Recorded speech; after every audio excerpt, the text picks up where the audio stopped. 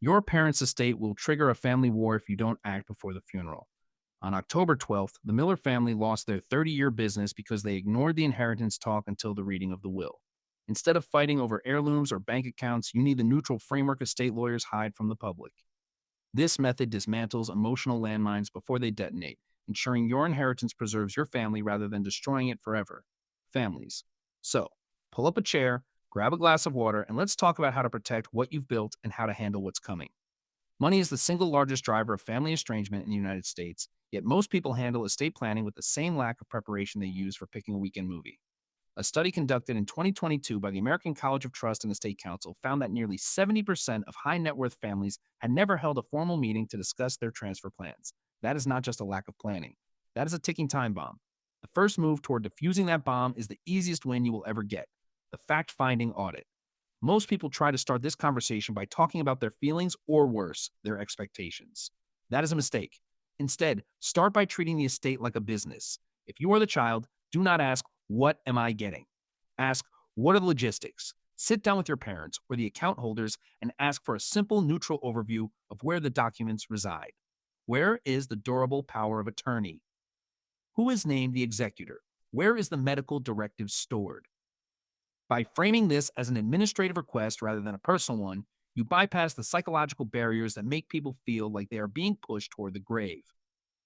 When I watched my friend Leo handle this with his parents, he didn't bring up his inheritance.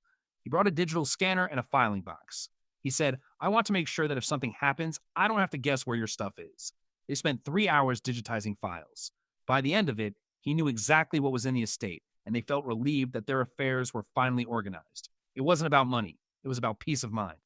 And that, right there, is your baseline. Now, here is where things get interesting. You have the documents in order. Everyone knows where the files are. But what about the distribution? This is the point where most people get caught in the trap of fairness versus equality. Fairness does not always mean an equal split, and expecting your parents to treat every sibling exactly the same can cause massive resentment if one child has sacrificed more than others or has different financial needs. You need to facilitate what I call the values based transition. Instead of discussing dollar amounts, discuss the intent of the wealth.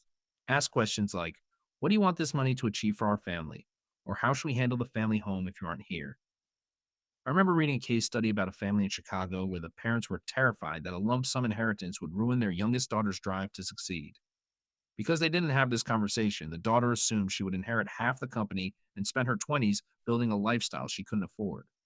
When the estate was settled, the money was placed in a trust with conditions. She was blindsided. If they had held a values based conversation 10 years earlier, she would have known exactly what to expect. She could have adjusted her path. If you are finding this helpful, hit subscribe. We drop these deep dive strategies every single week, and you won't want to miss what is coming up next. Okay, so we have established the logistical audit and the values based dialogue. Those are the foundation. But wait, there is one method that is even more powerful. It is the one that prevents the fallout. This is the hypothetical scenario framework. Most people fail because they wait until there is a crisis to make decisions. The hypothetical scenario framework is different. You present a neutral what if scenario to your family to see how they react without the pressure of actual mortality.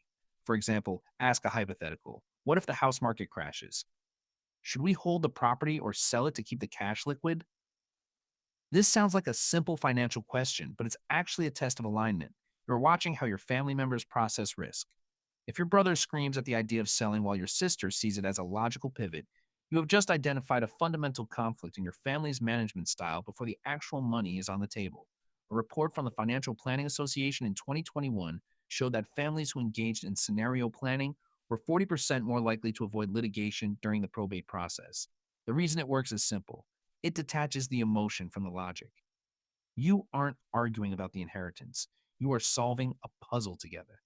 I once worked with a family where the father owned a collection of vintage cars. Everyone assumed they would be sold and the cash split. But during a hypothetical scenario discussion about long term estate overhead, the father mentioned that maintaining the cars was an emotional burden he wanted to be rid of today. The children immediately realized they weren't inheriting a treasure, they were inheriting a chore. They collectively decided to help him sell the collection while he was still active and healthy. The money was then converted into a travel fund for the whole family. That one decision, born from a hypothetical question, transformed a potential future source of stress into a present source of joy.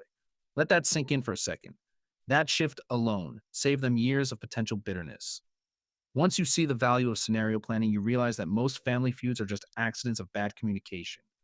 So, where does this leave you? You have a clear path forward. First, conduct the audit, get the documents, organize the files, and remove the administrative mystery. Second, pivot to the values based talk. Understand the intent, not just the balance sheet.